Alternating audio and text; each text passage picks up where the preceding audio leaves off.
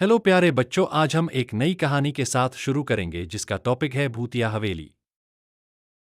शहर से दूर एक छोटे से गांव के बाहरी इलाके में एक पुरानी हवेली खड़ी थी जिसे लोग भूतिया हवेली के नाम से जानते थे।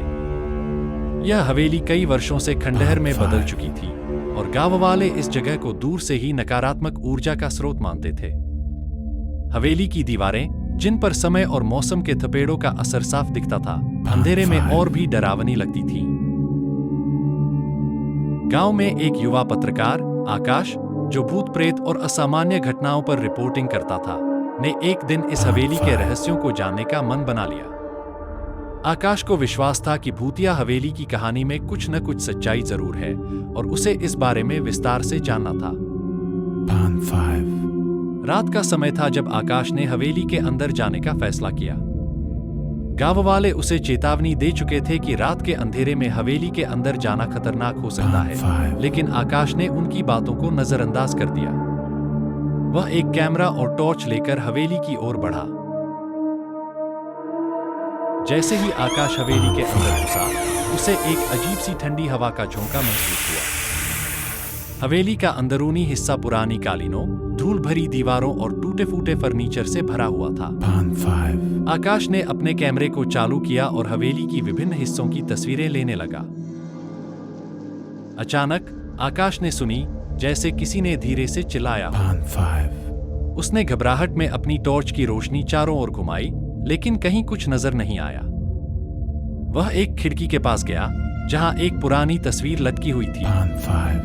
तस्वीर में एक महिला का चित्र था जो बहुत ही खूबसूरत और दिव्य लग रही थी, लेकिन उसकी आंखें कुछ अजीब सी लग रही थीं, जैसे उनमें दर्द और गुस्सा छिपा हो।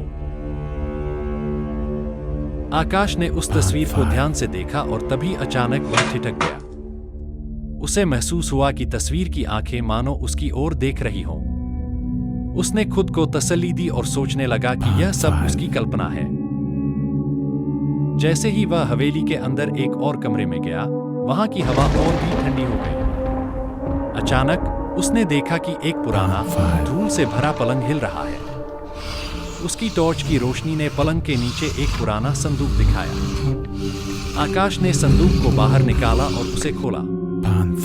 संदूक के अंदर बहुत सारे पुराने पत्र और एक डायरी थी। डायरी के पन्नों को पलटते हुए आकाश ने पाया कि यह डायरी हवेली की पूर्व मालकिन कुमुदिनी देवी की थी। डायरी में लिखा था कि कुमुदिनी देवी एक अमीर परिवार से थी और उसकी शादी एक क्रूर और निर्दयी व्यक्ति से हुई थी। शादी के बाद उसके पति ने कुमुदिनी पर अत्याचार करना शुरू किया। उसकी आत्मा की शांति के लिए कुमुदिनी ने हवेली में खुद को बंद कर लिया और एक दिन हवेली में उसकी मृत्यु हो गई। उसकी आत्मा हवेली में ही बसी रही और उसने कई बार कोशिश की कि कोई उसकी पीड़ा समझे और उसे शांति मिले।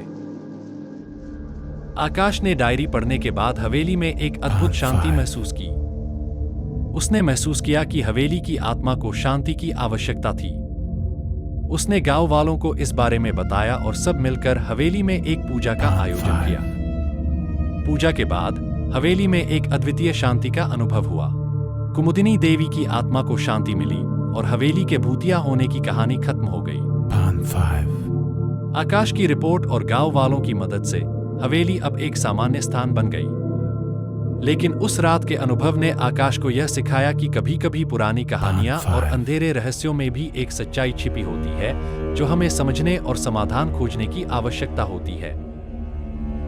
प्यारे बच्चों, ये कहानी आपको कैसी लगी? अगर अच्छी लगी तो वीडियो को लाइक करना और मजेदार कहानियों के लिए चैनल को सब्सक्राइब करना ना भूले और कमेंट में सब अपना नेम लिखे।